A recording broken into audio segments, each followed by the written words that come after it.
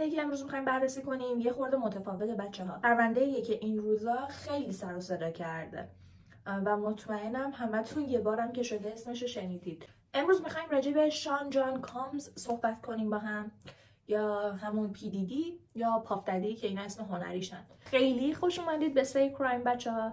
اگر از اینجور پرونده ها خوشتون میاد و علاقه دارید به اینجور داستان ها، لطفاً لایک و سابسکرایب یادتون نره. شان 4 نوامبر 1969 به دنیا اومد. توی خانواده خیلی فقیر توی محله فقیرنشین بودن به اسم هارلم. پدرش خب برای اینکه بتونه زندگیشو بچرخونه کار خلاف میکرد، مواد میفروخت. پدرش هم با اینکه خودش خلاف میکرده اما مخالف این قضیه بوده که بچه‌هاش بیان سمت این راه. به همین خاطر همیشه به مادرش میگفته که نذار بچه‌ها مثل من بشن، اصلا بهشون نگو که من چی کار میکنم. متاسفانه توی یکی از روزهای سال 1971، یعنی وقتی که شان 2 ساله بوده، پدرش توی یکی از دعواهای بین گنگسترها گلوله میخوره و کشته میشه. بعد از اینکه ملوین یا پدر شان میمیره، مادرش یا همون جنیس تصمیم میگیره که به بچه‌ها هیچی نگه و بگه که پدرتون توی تصادف مرده، نه که پدرتون خلافکار بوده به خاطر این قضیه مرده. برای زندگی هم از اون منطقه میره و حاشیه شهر زندگی میکنه. تا حدودی هم صادقانه بخوایم بگیم جنیس موفق بوده توی این امر قایم کردن شغل پدر بچه‌ها و بچه‌ها خوب بزرگ میشن. خودشان بچه خوبی بوده، درس خون بوده، سربزیر بوده، زرنگ بوده و تا دانشگاه کلا خیلی موفق بوده.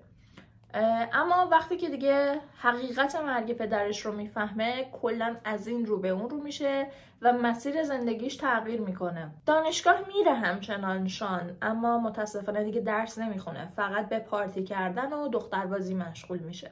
و درست زمانی که 20 سالش بوده، یعنی سال 1989، تو یکی از همین پارتی‌ها با هوی دی آشنا میشه.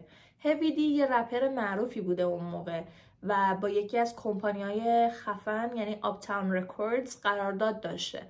این آپتاون رکوردز چیکار میکرده؟ آپتاون رکوردز میومده استعدادها رو پیدا میکرده، یعنی کسی که مثلا رپش خوب بوده، خوب رپ میکرده رو پیدا میکرده، روش سرمایه گذاری میکرده که بعدها بتونه ازش پول در بیاره. هوی دی هم که میبینه شان به رپ علاقه داره و استعدادم داره، میبرتش کمپانی با خودش که با رئیس کمپانی آشناش کنه. رئیس کمپانی اون موقع یه آقایی بوده به اسم آندره هالر. از همون اول آندره از شان به قدری خوشش میاد که شان رو تبدیل میکنه به دومین فرد قدرتمند توی کمپانی بعد از خودش. یعنی اول خودش بوده، بعد شان رو میذاره از لحاظ قدرت. و حالا چجوری؟ و حالا سوال پیش میاد که چجوری این اتفاق افتاده؟ یه شبه چجوری شان انقدر قدرتمند شده، انقدر معروف شد، انقدر پولدار شد؟ ببین اکثر کمپانی ها و اینجور چیزهای استعدادیابی، حالا نمیگیم همشون، ولی خب اکثرشون یه مراسمی دارن به اسم مراسم جذب. وقتی یه تازه کار واردشون میشه، وارد اون جمع میشه، این مراسم رو برگزار میکنن. چطوریه؟ توی این مراسم میان اون شخص تازه وارد رو کلی تحقیر میکنن، همه جور تحقیری، فکر نکنید فقط تحقیر لفظی، تحقیر جنسی، تحقیر فیزیکی، و ازش فیلم میگیرن بچه‌ها. این یه حالت انگار چی بگم، ضمانته که برای اینکه این فرد رو ما داریم به تو معروفیت میدیم، ما داریم به تو پول میدیم، محبوبیت میدیم، مشهوریت میدیم، فردا نری واسه خودمون شاخ بشی یا یه همچین چیزیه. این مراسم یعنی این مراسم رو میگیرن، فیلم برداری میکنن از همش که فردا اون شخص معروف شده، اون شخصی که یه شبه معروف شده، نیاد حالا ادعایی بکنه، نیاد خودش رو بالاتر بدونه. متاسفانه این مراسم رو میگیرن و شان راهی که قرار بوده 10-15 ساله بره رو تو یک شب میره و به معروفیت و محبوبیت زیادی میرسه. به همین خاطره که خیلی جاها میگن مثلا سلبریتی ها یا چه میدونم خواننده ها، افراد معروف روحشون رو به شیطان فروختن. خب این کاری که انجام میدن در واقع همینه، میان روحشون و جسمشون رو به یک کس دیگه، به یک فرد گنده تر از خودشون میفروشن در ازای محبوبیت و پول و مشهوریت. ببینید شان اون موقع فقط به جنس مخالفش علاقه داشته، اما به خاطر اینکه معروف بشه پیشنهاد رابطه با آندره مدیر کمپانی رو قبول میکنه و از اون به بعد زندگیش تغییر میکنه. یعنی با افراد پولدار میگرده، غذاهای شاهانه میخوره، جاهای خفن میره، کارهای خفن میکنه و 2 سال بعد از اینکه وارد این قضیه میشه، یعنی 1991، اولین استعداد خودش رو یعنی کریگ مک رو پیدا میکنه. کریگ خیلی رپر با استعدادی بوده. شان 1 سال با کریگ کار میکنه، کریگ بعدش به درآمدزایی میرسه و اوکی میشه روالش. بعد از اون شان بلافاصله بیگی رو پیدا میکنه. بیگی خیلی با استعداد بوده و توی همون اوایل کارش یه آلبومی آماده میکنه به اسم Ready to Die و این آلبوم انقدر خفن بوده بچه‌ها که میدونستن اگر پخش بشه حسابی میترکونه و بیگی به موفقیت‌های خیلی زیادی میرسه. اما آندره قبول نمیکنه که این آلبوم پخش بشه. چرا؟ به شان میگه که بیگی خیلی مرد گنده و هیکلیه، امکان نداره که پیشنهاد رابطه با من قبول کنه و وقتی هم که اینو قبول نکنه یعنی اصلا قبول نداره که من از اون برترم و بهترم، اصلا قبول نمیکنه که خودش از من پایین تره. به خاطر همین آندره نمیذاره که این آلبوم پخش بشه و به همه میگه که آلبوم بیگی خوب نبوده که پخش نشده. این کارا رو آندره میکنه. بعد از این قضیه شان به قدری عصبی میشه که یه کاری میکنه کمپانی اخراجش کنه، یعنی آندره شان رو اخراج میکنه و شان هم میره با گنده ترین فرد این صنعت موسیقی به اسم کلایو دریس. کلایو بچه اون موقع خیلی گنده بوده، غول این صنعت بوده، کسی بوده که اصلا کمپانی آندره اون براش تأسیس کرده بود و شان میره با اون فرد که از قضا همجنسگرا هم هست اوکی میشه و خودش یه کمپانی میزنه. اسم کمپانی شان بد بوی هستش بچه‌ها و جالبه بدونید این کلایو دریس دقیقا همون کاری که آندره با شان کرده بود و قبلا با آندره کرده بود، یعنی یه حالت سلسله مراتبیه. اونی که از همه کله گنده تره میاد یه استعدادی پیدا میکنه، باهاش رابطه برقرار میکنه، فیلم میگیره، فیلمو نگه میداره و همینجوری رو به پایین این سلسله میاد پایین تر و با استفاده از این فیلمی که از آندره داشته میاد رو آندره فشار میذاره، میگه که باید قرارداد کریگ و بیگی رو لغو کنی و بعدش کریگ و بیگی میان با شان کار میکنن و همینطور هم میشه. آلبوم Ready to Die که گفتیم خیلی خفن بوده از کمپانی شان یعنی بد بویز پخش میشه و شان از اون به بعد لقب پاف ددی رو به خودش میده. چرا؟ چون اعتبار خیلی زیادی به دست میاره، حسابی پولدار میشه و یه حالتی اصلا گنگستر میشه دیگه. همه این چیزای خوبی که شان به دست میاره براش مساویه با تبدیل شدن به یک آدم سوء استفاده گر مثل آندره، مثل کلایو و این سوء استفاده ها هم از آشر 14 ساله شروع میشه. شان به بهونه تمرین کردن با آشر و حالا کشف کردن استعدادش و پیشرفتش آشر رو کلا از خانوادهش دور میکنه و 1 سال تمام آشر رو میبره پیش خودش. دیگه از اینجا به بعد به شان میگیم پاف بچه، پاف ددی. و توی این 1 سال با آشر که یک بچه 14 ساله بوده رابطه برقرار میکنه، طوری که آشر بیماری جنسی میگیره از شان، از پاف و کارش به بیمارستان کشیده میشه.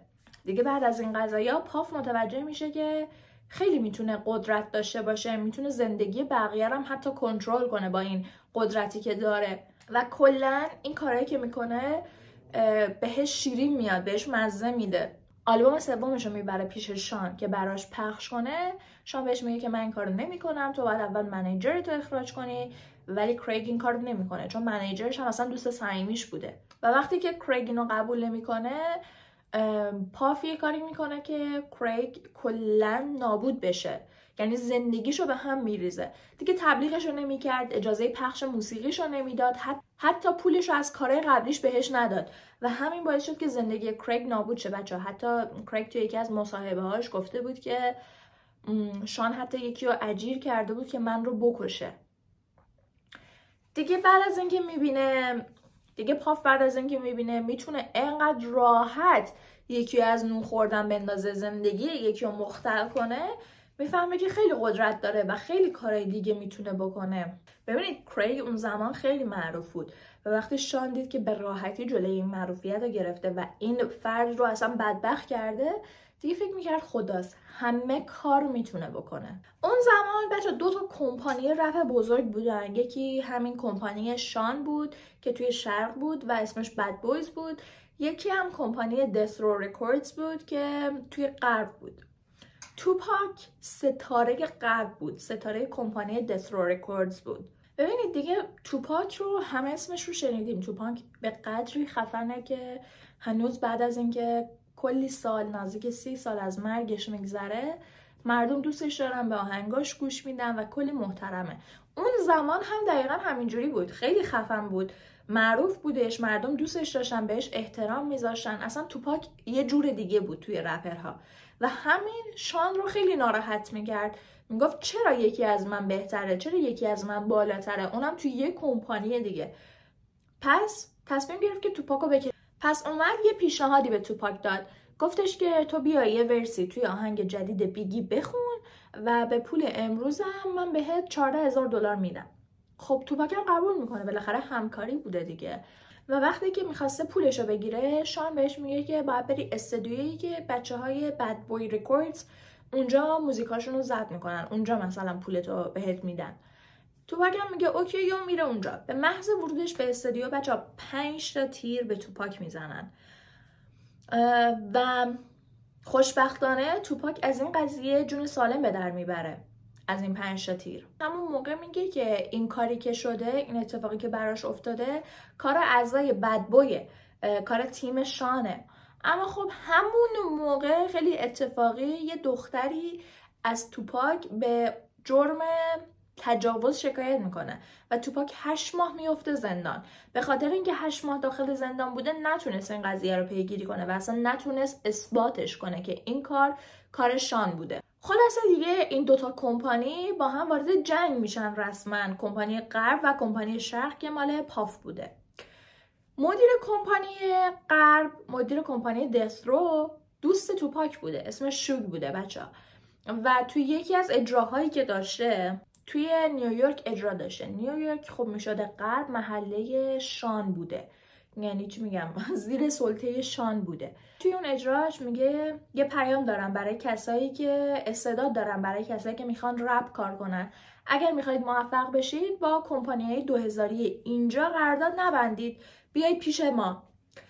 شوگ این حرف رو میزنه و دقیقاً 20 روز بعدش دوست صمیمی شوگ توسط بادیگارد شان به قتل میرسه و شان انقدری اون موقع پولدار بوده، پرنفوذ بوده که با رشوه دادن این پرونده رو میبنده، اصلا پیگیری نمیشه. دیگه بعد از این قضیه جنگشون بالا میگیره. شوگ، توپاک، همه اعضای کمپانی غرب یا همون وست رکورد هی به شان نامه میدادن که میایم بالا سر تو، فلانت میکنیم و این کارو باهات میکنیم. شان هم حسابی ترسیده بود اینجا. میره با یه گنگستری به اسم کیفی قرارداد میبنده و میگه که هر کی توپاکو بکشه بهش $1,000,000 پول میدن. $1,000,000 اون موقع $2,000,000 رو خورده امروزه بچه‌ها. و اینا قرارداد رو اوکی میکنن و دقیقا یه روزی که توپاک و شوگ پشت چراغ قرمز بودن، یکی از این اعضای تیم کیفی تو ماشین کنار اینا بودن. یعنی 2 ماشین کنار هم بودن، یه ماشین توپاک و شوگ بودن، یه ماشین هم اعضای کیفی.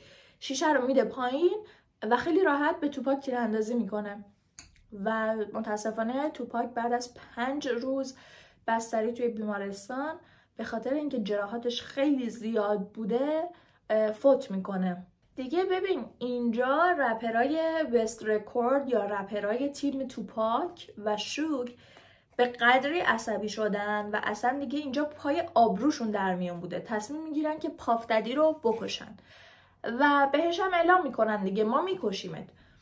دیگه همین باعث میشه که پاف یه خورده عقب بکشه، ولی خیانت بزرگی به بهترین رپر کمپانیش میکنه. بهترین رپر کمپانیش کی بوده؟ بیگی به قدری تو این تایم معروف شده بود، خفن شده بود که از لحاظ معروفیت تقریبا با توپاک برابری میگرد بچه‌ها.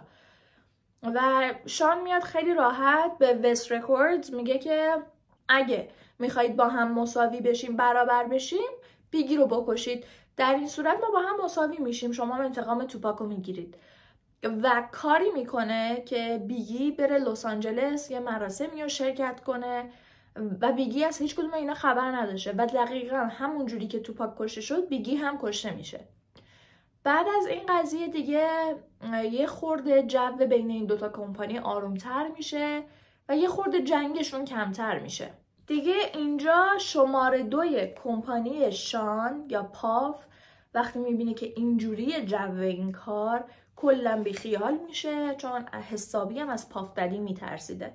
از کمپانی خارج میشه و میره کشیش میشه. دیگه میگه مثلا نمیخوام رپ کنم، کلا رپ رو میبوسه میذاره کنار. و اینجا میشه که دیگه پاف دنبال استعداد جدید میگرده و شاین رو پیدا میکنه. بچه‌ها شان اشتباه نگیریدشون با هم. پاف میگرده و شاین رو پیدا میکنه. اون موقع جنیفر جنیفر لوپز دوست دختر شان بوده و یه شب با هم میرن بیرون توی کلاب که پخش شدن آلبوم شاین رو جشن بگیرن. ببینید اونجا نمیدونم چه اتفاقی میفته دقیقا، ولی پاف با یکی دعوای لفظی میکنه، اما به قدری عصبی میشه که تفنگش رو برمیداره. تفنگش رو تو کیف جنیفر جاساز کرده بود. تفنگش رو برمیداره، به صورت رندوم شروع میکنه تیراندازی کردن، طوری که 3 تا از مردم عادی رو زخمی میکنه. پلیس میاد این 3 نفر رو دستگیر میکنه، پاف، جنیفر و شاین. و جنیفر رو که همون اول آزاد میکنن بره. جنیفر که آزاد میشه پاف میمونه و شاین توی زندان. پاف خب خیلی پولدار بوده، پرنفوذ بوده، میاد واسه خودش چند تا وکیل حرفه‌ای میگیره و میگه که نمیدونم شاهد درست کنید، صحنه سازی کنید که تیراندازی کار شاین بوده نه من. ببینید دیگه چقدر این آدم عوضیه. و این کارم میکنن. همه تقصیرها میفته گردن شاین و شاین 9 سال میره زندان به جای پاف. و بعد از اون پاف میاد بیرون و کلی عشق و حال و اسمش رو عوض میکنه، میگه من از این به بعد پی دی دی هستم، پی دی دی. و دیگه مثل قبل نیستم و عوض شدم و بهتر شدم. اما اتفاقا از اینجا تازه بدتر و بدتر میشه. دیگه پاف میاد بیرون و ستاره کمپانیشو از دست داده، دنبال ستاره جدید میگرده. میاد اینجا به 50 سنت پیشنهاد میده، 50 هم قبول میکنه، اما به محض اینکه متوجه این مراسم جذب میشه کلا میزنه زیر همه چیز و با پاف هم میره تو دشمنی، جوری که الان هم 50 سنت با پاف دشمنه و داره مستند میسازه برای اینکه نابودش کنه. اون موقع هم خیلی تلاش میکرده که تو آهنگاش مثلا پاف رو بکشه پایین. پاف بعد از این قضیه یا پی دی دی بعد از این قضیه میره سراغ یه خواننده هلندی به اسم کریستوفر ویلیامز و کریستوفر هم قبول میکنه پیشنهادشو و حتی زمانی که این 2 نفر با هم مشغول انجام کارهای بد بودن وکیل پاف اونا رو میبینه و همین باعث میشه که پاف وکیلش هم اخراج کنه. دیگه خب این قضیه ستاره ها و پیدا کردنشون و مراسم جذب ادامه دار میشه و دیگه پی دی دی از جنیفر هم جدا میشه. پای یه دختری میاد وسط اینجا بچه‌ها. یه دختری بوده از همون اول که پاف توی کمپانی آندره کار میکرده، از این دختر خوشش میومده. این دختر اسمش هست کیم بچه‌ها. و اون موقع که حالا پاف ازش خوشش میومده متأهل بوده و بچه هم داشته. توی سال 1994 از شوهرش جدا میشه و به محض اینکه جدا میشه پاف میره بهش پیشنهاد میده و اونم قبول میکنه. با پی دی دی وارد رابطه میشه. حتی پاف بچه‌ش هم به فرزندخوندگی قبول میکنه و در کنار اون 3 تا بچه دیگه هم میارن. یعنی 4 تا بچه دارن. خیلی تو رسانه ها نشون میدادن که رابطه‌شون خوبه، اوکی، عالیه. اما متاسفانه میدونیم دیگه به خاطر این مراسم جذب و ستاره پیدا کردن پاف همیشه در حال خیانت به کیم بوده و دیگه کیم سال 2000 از پاف میبره، یعنی 6 سال بعد از با هم بودنشون از پی دی دی میبره و ازش جدا میشه. و توی این مدت حالا جداییشون پی دی دی سری میره با کسای دیگه تو رابطه، اما نمیذاشه کیم با هیچ کس توی رابطه باشه و میگفته که تو حق نداری با کسی باشی، تو با منو دوست داشته باشی، من میتونم با هر کی میخوام باشم و این حالت صمیمی بودنه دیگه. دیگه کیم قاطی میکنه و بهش میگه که به تو ربطی نداره، من همین الانشم با شکیر استوارت رابطم. شکیر استوارت که بچه شکیر استوارت اون موقع مدیر یه کمپانی بوده و یه جورایی رقیب PDD هم محسوب میشده. دیگه شان انقدر از این قضیه عصبی میشه مستقیم میره خونه استوارت و انقدر با صندلی میزنتش که استوارت راهی بیمارستان میشه. از این قضیه یه چند سالی که میگذره جسد استوارت رو توی خونش پیدا میکنن، اما خب هنوز مشخص نیستش که اون جسده، یعنی این قتل کار پاف بوده یا نه. ولی خب استوارت جز PDD دشمن دیگه‌ای نداشته. دیگه کیم هم توی سال 2018 تصمیم میگیره یه کتاب راجع به زندگیش بنویسه و راجع به خیلی چیزا حرف بزنه. خب دیگه 6 سال از زندگیش رو کیم با PDD بوده و وقتی میخواسته از زندگیش حرف بزنه یعنی میخواسته کل کارهای PDD رو بگه. و پاف وقتی که اینو میفهمه به قدری عصبی میشه، انقدر کیم رو تهدید میکنه که نکن، این کتاب پخش نکن، ننویس. و متاسفانه 15 نوامبر 2018 جسد کیم رو توی خونش پیدا میکنن که به صورت مرموزی کشته شده بود.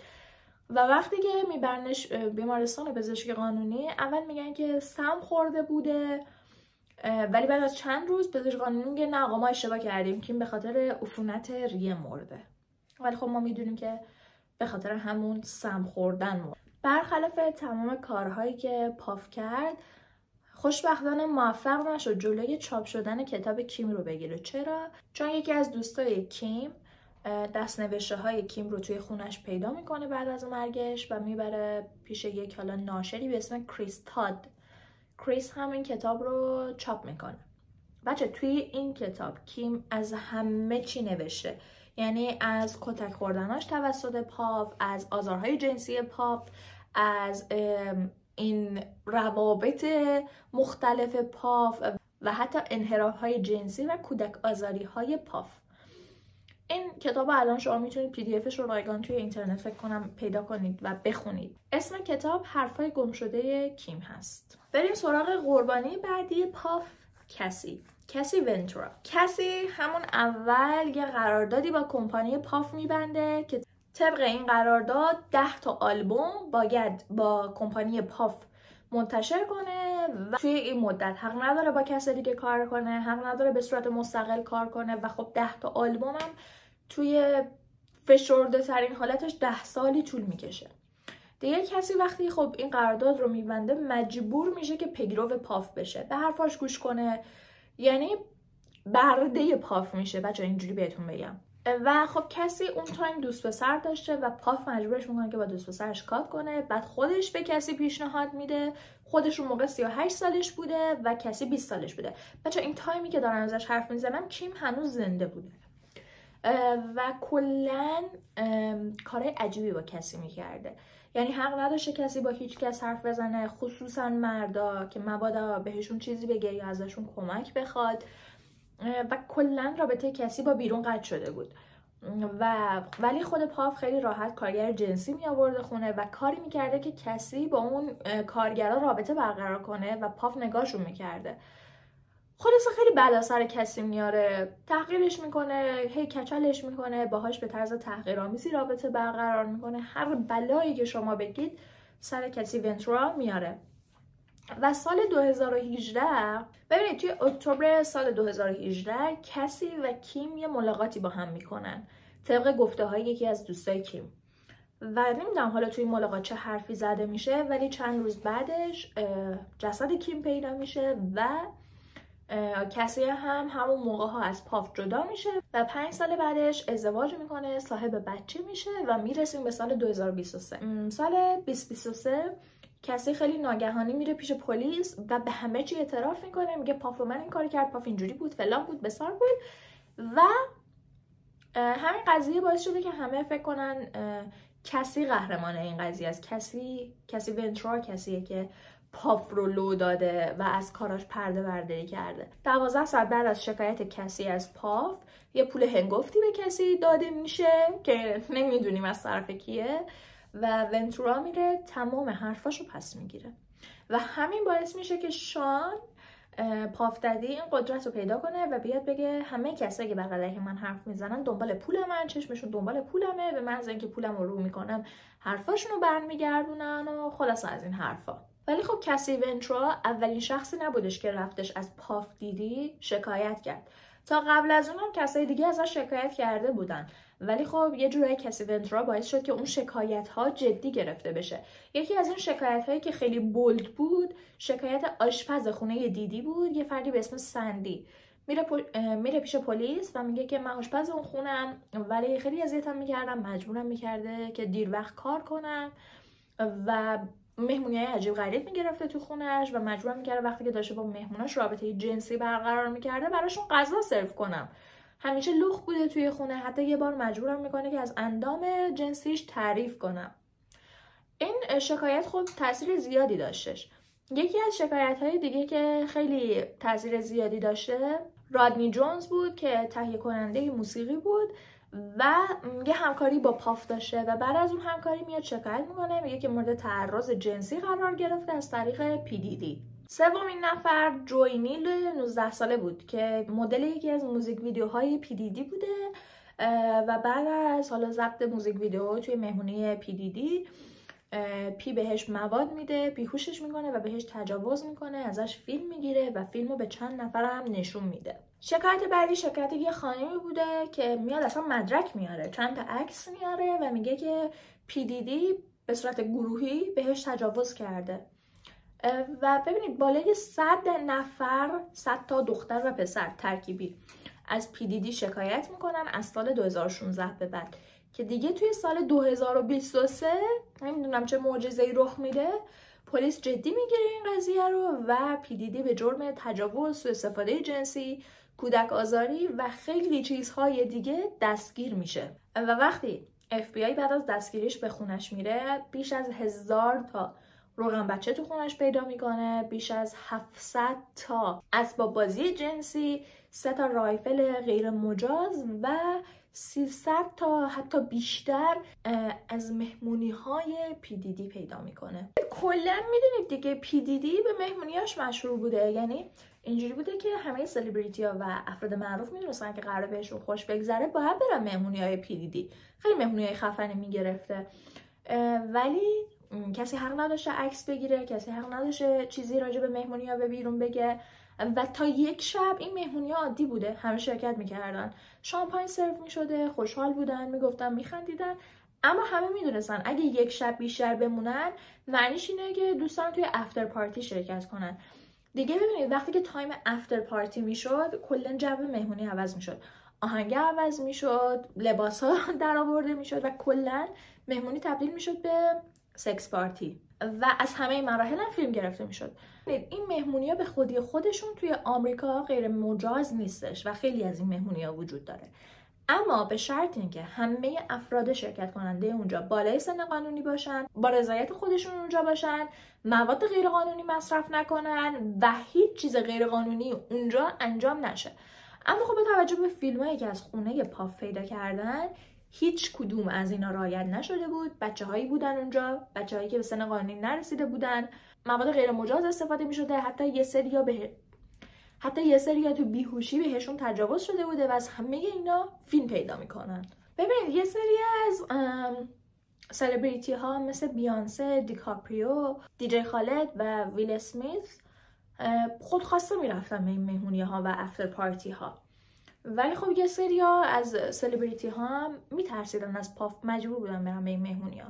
دیگه پلیس وقتی که این فیلم ها رو پیدا میکنه متوجه خیلی قضایا میشه و حتی وقتی خونه پاف رو میگردن میبینن که تو خیلی از وسایلش دوربین هست، سافت باکس هست و به صورت حتی جدا از اون فیلمایی که آشکارا میگرفته به صورت پنهانی هم فیلم میگرفته و فیلم هایی داره از سلبریتی های نیمه لخت یا لخت موقع رابطه جنسی و اصلا یه صنعت دیگه داشته پاف و میومده این فیلم های پورنوگرافی سلبریتی ها رو میفروخته به قیمت های گزاف به آدم های ناشناس. دیگه ببینید چی کار میکرده این بشر. حالا برسیم به خب قطعا جذابترین قسمت این قضیه، برای جاستین بیبر چه اتفاقی افتاد. بچه جاستین بیبر رو آشر کشف کرد و اون موقع که آشر کشفش کرد جاستین هلوش 15-16 سالش بود.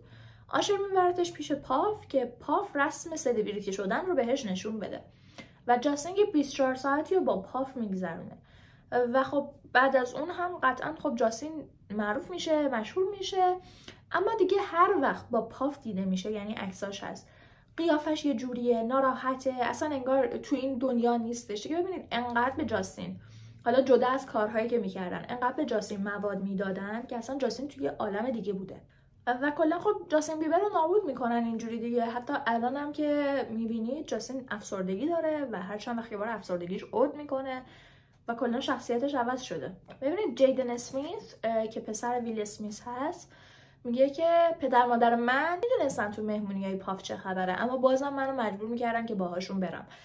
و ببینید ویل اسمیت حتی با اینکه میدونسته پاف به بچهش تجاوز میکنه و فیلم میگیره، نه تنها جلوشو نمیگرفته بلکه باهاش همکاری میکرده و پسرش اومده همه اینا رو گفته. و جالبه بدونید که پسرش حتی پدر خودش هم بابت همکاری در تجاوز متهم میکنه. میگه جلوی پاف رو نگرفته پدر من. خلاصه ببینید دیگه از روزی که پاف این کاراشو شروع کرد خیلی شکایت کردن ازش، خیلی سعی کردن روی واقعیشو نشون بدن، اما پلیس متاسفانه هیچ کدوم رو جدی نگرفتش و تا سال 2022 که رادنی جونز همون تهیه کننده شکایت نکرده بود، پلیس همچنان جدی نمیگرفت این شکایت ها رو. خب بالاخره پاف خیلی نفوذ داشته، پولدار بوده، جدی هم میگرفتن، نمیتونستن کاری کنن حقیقتا. و دیگه رادنی جونز که میره شکایت میکنه میگه که بابا پاف به من پیشنهاد همکاری داده بود، ولی من یه جورایی تبدیل شده بودم به فیلمبردار شخصیش، یعنی از کاراش، از مهمونیاش، از روابطش من فیلم میگرفتم. و حتی ادعا میکنه که یه سری از فیلم ها و عکس هایی که گرفته رو هنوز داره از پاف و بقیه همکاراش و همین باعث میشه که دیگه جدی بگیرن این قضیه رو و پاف الان فکر کنم نزدیک چند ماهی که داخل زندانه. پاف الان 54 سالشه و توی زندان فدرال بروکلینه و ببینید این زندان به جهنم روی زمین معروفه، خیلی وحشتناکه، جوری که توی 2 ماه اخیر 2 تا قتل توی این زندان انجام شده و پاف الان اونجاه. نمیدونیم حالا چه اتفاقی داره میفته، ولی به زودی قراره که حالا مدارک و مستندات محکمتری از پرونده پاف بیاد بیرون. امیدوارم که از این ویدیو لذت برده باشید. سابسکرایب و لایک یادتون نره.